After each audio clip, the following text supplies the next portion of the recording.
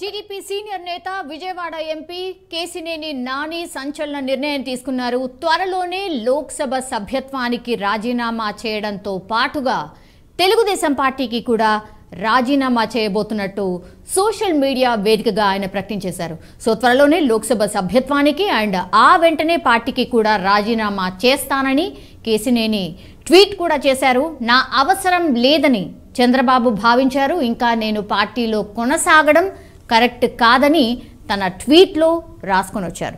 మాట్లాడదాం. మనతో పాటు ఉన్నారు రాజకీయ విశ్లేషకులు పురుషోత్తం రెడ్డి గారు. సార్ నమస్తే. సార్ నమస్తే అండి. Sir TDP MP Kesineni Nani he is a senior most leader MP. So ఆయన ఈ నిర్ణయం తీసుకోవడానికి రీజన్ ఏంటి సార్? అంటే ఎన్నికల ప్రక్రియ ప్రారంభమవుతున్న నేపథ్యంలో సంక్రాంతి తర్వాత తెలుగుదేశం పార్టీకి పండగ ప్రారంభమవుతుందని అనుకున్నాం. ఈ రాజకీయ పండగ కాకపోతే వాళ్ళకి సంక్రాంతి ముందే స్టార్ట్ అయింది. ఎన్నికల ఆపరేషన్ ఇప్పుడు జగన్మోహన్ రెడ్డి గారికి ఎన్నికల వ్యవహారాల్లో ఎమ్మెల్యే అభ్యర్థులు మార్చడం, సమన్వయకర్తలు మార్చడం, వీటన్నిటి వల్ల తెలుగుదేశం పార్టీ కొంచెం సంతోషంగా ఉంది. మొత్తం మీద ఈ గ్రూప్ లో ఏదో అయిపోతా ఉంది, రోజుకు ఒక ఎమ్మెల్యే వెళ్ళిపోతున్నాడు అని. జగన్మోహన్ రెడ్డి గారికి ఆపరేషన్ స్టార్ట్ అయిన తర్వాత నొప్పులు వస్తున్నాయి. చంద్రబాబు నాయుడు గారు ఇంకా ఆపరేషన్ స్టార్ట్ కాకముందు నొప్పులు వచ్చాయి. ఇంకా అసలు ఆపరేషన్ స్టార్ట్ అయిన తర్వాత ఇంకా ఎట్లాంటి పరిస్థితులు వస్తాయో చూడాల్సి ఉంది. సంక్రాంతి తర్వాత మళ్ళీ తెలుగుదేశం పార్టీకి వేరే సమస్యలు వస్తాయి. నాని గారి వ్యవహారానికి తీసుకున్నప్పుడు విజయవాడ ఎంపీ చుట్టూ రాజకీయం జరుగుతుంది. నాని గారు అంత స్టబన్ గా నిర్ణయం తీసుకోవడానికి కానీ, రెండోది రాష్ట్ర వ్యాప్తంగా ఒక సంచలన నిర్ణయంగా మారడానికి అనేక కారణాలు ఉన్నాయి. ఎందుకంటే ఒక రాజకీయ పార్టీ తరపున ఒక ఎంపీగా గెలవడం, ఎమ్మెల్యే గెలవడం సాధారణం. కానీ నాని గారి విషయంలో కొంచెం అసాధారణం. ఎందుకంటే 2014లో ఒకసారి ఎంపీ గెలిచాడు. ఓకే, అప్పుడు రాష్ట్ర వ్యాప్తంగా తెలుగుదేశం గెలిచింది. కానీ ఇప్పుడు 2019లో నాని గారి గెలవడం కేవలం పార్టీ గెలుపుగానే చూడకూడదు. వ్యక్తిగతంగా ఆయన ప్రతిష్ట కూడా ఉందనేది మనం గమనంలో పెట్టుకోవాలి. ఎందుకంటే పార్టీ గెలిచినప్పుడు దాంతోపాటు ఎమ్మెల్యేలు, ఎంపీలు గెలవడం సాధారణం. వాళ్ళ ప్రతిభ ప్రధానంగా ముందుకు రాదు. కానీ పార్టీ ఘోరంగా ఓడిపోయినప్పుడు ఆ పార్టీ తరపున గెలవడం అనేది చిన్న విషయం కాదు. ఇప్పుడు ఎంపీ గారి విషయంలో రెండో విషయంగా మనం చూడాలి. విజయవాడ ఎంపీ పరిధిలో మెజారిటీ ఎమ్మెల్యేలు వైసీపీ గెలిచారు. రాష్ట్ర వ్యాప్తంగా తెలుగుదేశం ఓడిపోయినప్పుడు ఎంపీగా గెలవడం ఒక అరుదైన విషయం. ఆ నియోజకవర్గంలో మెజారిటీ ఎమ్మెల్యేలు తెలుగుదేశం పార్టీ ఓడిపోయింది, వైసీపీ గెలిచింది. ఆ రీత్యా చూసినప్పుడు ఈయన క్రాస్ ఓటింగ్ పడినట్టే కదా.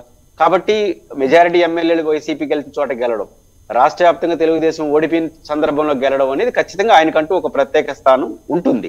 కాబట్టి ఆయనకి ఖచ్చితంగా ఆత్మవిశ్వాసం ఉంటుంది, ఆత్మ గౌరవం కూడా ఉంటుంది. కాబట్టి వీటిని ఎక్కడో తెలుగుదేశం పార్టీ అడ్రస్ చేయలేదు. రెండో చర్చ ఏమి వినిపిస్తా ఉందంటే లోకేష్ గారితో అడ్జస్ట్ కావడంలో ఏదైనా ప్రాబ్లం ఉంది. ఎందుకంటే సీనియర్లు కానీ, కెపాసిటీ ఉన్న వాళ్ళు కానీ కొంత లోకేష్ గారికి అడ్జస్ట్ కావట్లేదేమో అన్న ఒక భావన కూడా ప్రచారం జరుగుతున్నది. ఆ పార్టీ అంతర్గత వ్యవహారం. ఈ రెండు కారణాలు ఇచ్చా నాని గారు కొంత హర్ట్ అయినట్టున్నారు. విజయవాడ ఎంపీకి సంబంధించి ఆయన పరిధిలో జరిగినటువంటి మేయర్ ఎన్నిక విజయవాడలో కానీ, లేదా కొంత ఆయన సోదరుడి వ్యవహారంలో ఏరియా వాళ్ళని ఎంకరేజ్ చేయడం చూసినప్పుడు ఆయన ఇమ్మలేకపోతున్నాడు. అనేక సందర్భాల్లో ఆయన ఆ సంఘర్షణ ప్రారంభమైంది, తన అభిప్రాయాలు చెప్తూ వచ్చాడు. అయితే తెలుగుదేశం పార్టీ అల్టిమేట్ గా కొంత ఇండిపెండెంట్ కెపాసిటీ అని పోగొట్టుకోవడం అనేది ఆ పార్టీకి నష్టంగానే చూడాల్సి వస్తుంది. యా, ఇప్పుడు నాని గారు ఇప్పటికిప్పుడు రాజీనామా చేసినా కూడా సార్ ఆల్మోస్ట్ 1.5 మంత్లో నోటిఫికేషన్ వచ్చేస్తుంది. సో ఆయన రాజీనామా చేయడం వల్ల కూడా మళ్ళీ ఉప ఎన్నికలు వస్తాదో ఇంకేదో అనేది అయితే లేదు సార్ సిచ్యువేషన్. కానీ భవిష్యత్ కార్యాచరణ నేను త్వరలోనే ప్రకటించబోతున్నాను ఆఫ్టర్ మై రిజిగ్నేషన్ అన్నటువంటి మాట చెప్పారు సార్. ఏముండొచ్చు భవిష్యత్ కార్యాచరణ అనేది ఇప్పుడు చర్చ. అంటే సాధారణంగా మీరు చెప్పినట్టు మార్చి నెల దగ్గర వస్తుంది, నోటిఫికేషన్ కూడా ఇంకొక మంత్ లో సార్వత్రిక ఎన్నికలు వస్తున్నాయి. కాబట్టి నాని గారి నామినేషన్ ద్వారా మళ్ళీ ఎలక్షన్ రాదన్నది ఎంత వాస్తవం. ఒక నైతిక స్థైర్యం అయితే ఆయనకు వస్తుంది. ఎందుకంటే చాలా మంది పార్టీలు మారినప్పుడు వాళ్ళ సభ్యతను అంటిపెట్టుకుంటారు. ఈ ఒక నెలలో ఆయన రాజీనామా చేసినంత మాత్రాన ఆయన ఏదో తెగించినట్టు కాదు అనేది జనరల్. కానీ నాని గారి విషయంలో ఎందుకు వస్తుందంటే, ఇంతకుముందు నేను ప్రస్తావించినప్పుడు రాష్ట్ర వ్యాప్తంగా పార్టీ ఓడిపోయినప్పుడు గెలిచాడు, మెజారిటీ ఎమ్మెల్యేలు వైసీపీ గెలిచినా ఈయన ఎంపీకి గెలిచాడు. కాబట్టి ఆయనకంటూ ఒక ఇమేజ్ అనేది ఉంది, ఆయనకొకటి ఒక స్థానం ఉంది. ఇట్లాంటి దశలో ఆయన రాజీనామా చేసి రావడం వల్ల ఆయన నైతిక స్థైర్యం మరింత పెరుగుతుంది.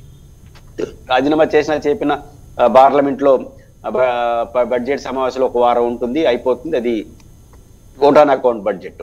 కానీ ఆయన రాజీనామా చేసి ఆ తర్వాత తెలుగుదేశం పార్టీకి రాజీనామా చేయడం ద్వారా ఒక నైతిక స్థైర్యం, తెలుగుదేశం పార్టీ ద్వారా వచ్చిన ఎంపీ సీటు, తన ప్రతిభ ఉండొచ్చు కాబట్టి దానికి వదిలేస్తున్నాను. అదేవిధంగా పార్టీకి రాజీనామా చేసిన ప్రకటన ద్వారా ఆయనకు ఒక ఇమేజ్ వస్తుంది, అదొక అంశం. రెండో అంశం, నాని గారు ఏం చేయొచ్చు, ఖచ్చితంగా ఆయన ఆత్మవిశ్వాసం ఉన్న వ్యక్తి కాబట్టి. రెండోది, ఆయన ఒక క్లిష్ట పరిస్థితిలో గెలిచిన ఎంపీకి తగిన గౌరవం లేదన్న ఇమేజ్ వస్తుంది కాబట్టి ఖచ్చితంగా ఆయన ఇండిపెండెంట్ గా చేస్తాడా, లేదా వైసీపీ ఎలాంటి నిర్ణయం తీసుకుంటుందో ఆయన విషయంలో మనం చెప్పలేము, లేదా ఇతర పార్టీలో చేరతాడో చెప్పలేము. కానీ ఖచ్చితంగా ఆయన ఒక సమస్యగా మారుతాడు. ఆయనే గెలుస్తాడా లేదా మనం చెప్పలేం. వైసీపీ తెలుగుదేశం పరస్పర పోటీలో ఉన్నప్పుడు ఆయన ఇండిపెండెంట్ పోటీ చేస్తే గెలుస్తాడా లేదా ఇతర పార్టీ కూడా జనసేన చేరలేడు. ఎందుకంటే జనసేన మళ్ళీ తెలుగుదేశంతో కలిసి ఉంది, బీజేపీ కూడా కలిసి వస్తున్న ప్రచారం జరుగుతూ ఉంది. కాంగ్రెస్ లో వెళ్ళే పరిస్థితి మనకు కనపట్లేదు. ఆయన పోతే వైసీపీలోకి వెళ్ళాలి, లేదా ఇండిపెండెంట్ గా ఆయన పోటీ చేయాలి. వైసీపీలోకి వెళ్ళినా ఇండిపెండెంట్ గా పోటీ చేసినా ఖచ్చితంగా ఆయన మార్కు రాజకీయం అనేది విజయవాడ చుట్టూ జరుగుతుంది. ఇది ఎంతో కొంత తెలుగుదేశం పార్టీకి నష్టం వస్తుందని మాత్రం చెప్పగలం.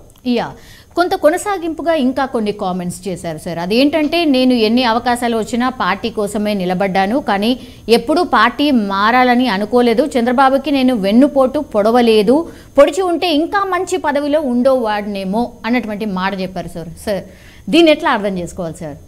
అది అంటే చంద్రబాబు నాయుడు గారు డైరెక్ట్ గా విమర్శించాడు. ఆయన అంటే పరోక్ష వ్యాఖ్యలు చేశాడు. సీనియర్ పొలిటీషియన్ కదా, ఎన్నిపోటు అంటే గుర్తొచ్చేది ఎవరు? నేచురల్ గా చంద్రబాబు నాయుడు గుర్తొస్తాడు.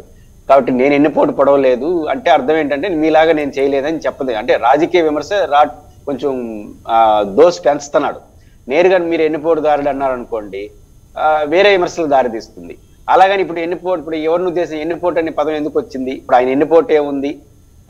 గెలిచిన పార్టీ ఎంపీకి నేను ఉన్నాను, కానీ నేను ఎప్పుడు మధ్యలో వైసీపీ వాళ్ళు కానీ వీళ్ళెవరు కానీ పక్క పార్టీకి వెళ్ళలేదు. బహుశా ఆయన ఎల్లుంటే తీసుకుంటారు కదా వైసీపీ వాళ్ళు కూడా. అట్లాంటి పరిస్థితుల్లో నేను వెళ్ళలేదంటే నీకు ఎన్నిపోటు చేయలేదు అని రికార్డుగా కనపడుతుంది. కానీ ఎన్నిపోటు పొడుచుంటే ఇంకా పెద్ద పదవి అంటే ఏమొస్తుంది? అంటే ఇప్పుడు వైసీపీలో చేరినాడు అనుకోండి, మంత్రి పదవి ఏమో రాదు కదా, ఎంపీగానే ఉంటాడు. అంటే దాని ద్వారా చంద్రబాబు నాయుడు గారు చెప్పారు, మీరు ఎమ్మెల్యేగా మంత్రిగా ఉండి ఎన్నిపోటు పొడిచి ముఖ్యమంత్రి అయిపోయాడు, నేను కూడా మీలాగా పొడుచుంటే ఇంకోటి ఉంటే. అంటే చంద్రబాబు నాయుడు గారిని డైరెక్ట్ గా అటాక్ చేస్తున్నాడు. కానీ ఎవరైనా చంద్రబాబు నాయుడు నేనే అట్లాన్నాను అని కూడా తప్పించుకోవడానికి మార్గం ఉంటుంది. భయపడి కాదు, ఒక సెటైరలిక్ గా ఇరిటేట్ చేస్తున్నాడు. కాబట్టి ఆ ఇరిటేషన్ కి తెలుగుదేశం ఏమి స్పందిస్తుంది అనేది కాలం చూడాలి. కానీ అటాకింగ్ అనేది స్టార్ట్ అయింది. కాబట్టి అటాకింగ్ పరోక్షంగా స్టార్ట్ అయింది. రేపు ఎంపీ పదవికి పార్టీకి రాజీనామా చేస్తే డైరెక్ట్ అటాక్ అనేది ఉంటుంది.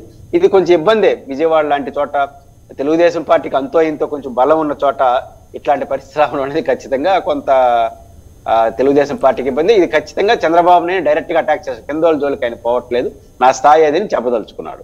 సార్ లాస్ట్లీ సార్, విజయవాడలో మరి ఎట్లాంటి రాజకీయం ఉంటుంది after his resignation sir?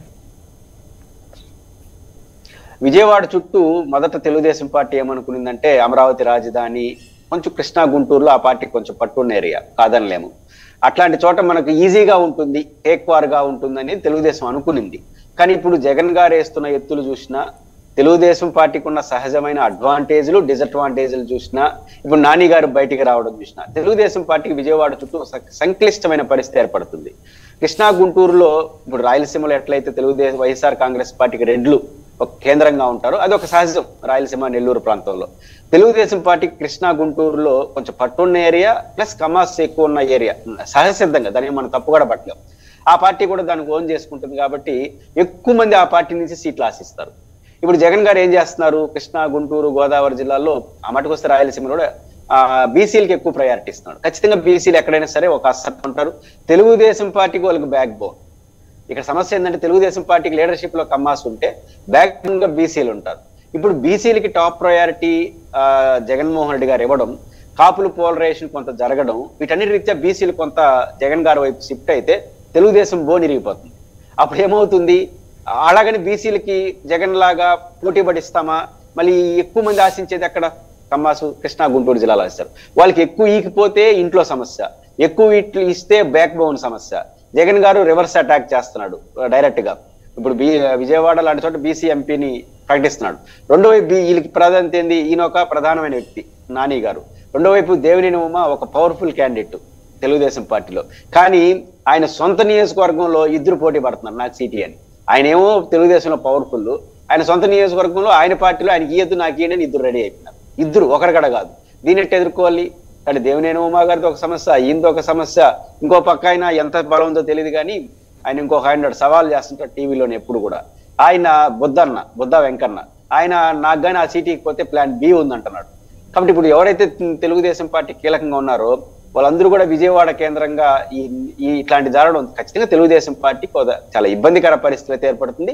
Sankranti తర్వాత ప్రారంభమైన పండుగ సంక్రాంతి ముందే ఆయనకి స్టార్ట్ అయింది. ఇంకా సంక్రాంతి తర్వాత ఒరిజినల్ పండుగ ఇంకా ఆపరేషన్ స్టార్ట్ చేసిన తర్వాత జనసేనకు సీట్లు ఇచ్చిన తోట జనసేన కూడా విజయవాడ, గుంటూరు, ఉభయ గోదావరిలో ఎక్కువ సీట్లు ఇస్తారేమో. మరి ఇస్తే అక్కడ ఇంకో అదే కాబట్టి చంద్రబాబు నాయుడు గారికి ఈ ఎన్నికల్లో ముందున్నది ఖచ్చితంగా ముసలి పండుగగా ఉంటుంది. విజయవాడ కేంద్రంగా జరగడం అనేది కొంచెం ఇబ్బంది. ఇంకొక ప్రాంతంలో వేరే సంగతి కానీ బలమైన చోట జరగడం అనేది ఖచ్చితంగా ఆ పార్టీకి ఒక న్యూసెన్స్ గానే ఉండే అవకాశం ఉంది. Yes sir, thank you sir, thank you so much sir. So మొత్తం మీద అది టీడీపీ సీనియర్ నేత అండ్ విజయవాడ ఎంపీ కేసినేని నాని ఒక సంచలన నిర్ణయం అయితే తీసుకున్నారు. త్వరలోనే లోక్సభ సభ్యత్వానికి రాజీనామా చేయడంతో పాటుగా తెలుగుదేశం పార్టీకి కూడా రాజీనామా చేయబోతున్నట్టు సోషల్ మీడియా వేదికగా ఆయన ప్రకటించారు. సో త్వరలో లోక్సభ సభ్యత్వానికి అండ్ వెంటనే కూడా పార్టీకి కూడా రాజీనామా చేస్తానని కేసినేని ట్వీట్ చేశారు. నా అవసరం లేదని చంద్రబాబు ఆల్రెడీ భావించారు కాబట్టి ఇంకా నేను పార్టీలో కొనసాగడం కరెక్ట్ కాదని తన ట్వీట్లో రాసుకొచ్చారు. సో చూడాలి విజయవాడలో మరి ఎట్లాంటి రాజకీయం ఉండబోతోంది, రాజకీయ మార్పులు ఎలా ఉండబోతున్నాయో చూడాల్సిందే.